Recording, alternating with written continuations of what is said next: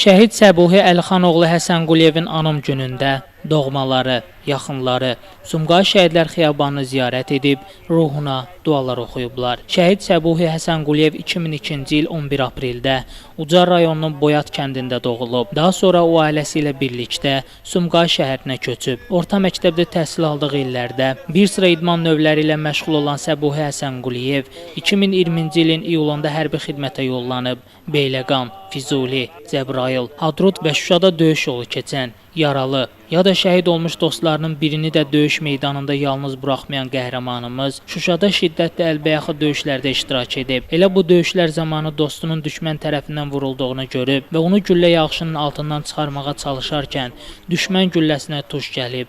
Döyüş yoldaşları ona çatanda Səbuhi artıq çiynindən, yaxın məsafədən ürəyindən və boğazından vurularaq noyabrın 8-də Şuşa uğrunda gedən döyüşlərdə qəhrəmancasına şəhid olub. Şəhadətindən sonra Cəbrailin azad olunmasına görə, Vətən uğrunda, Füzulinin azad olunmasına görə və Şuşanın azad olunmasına görə medalları ilə təltif olunub. O Sumqayıt Şəhidlər Xiyabanında dəfn edilib.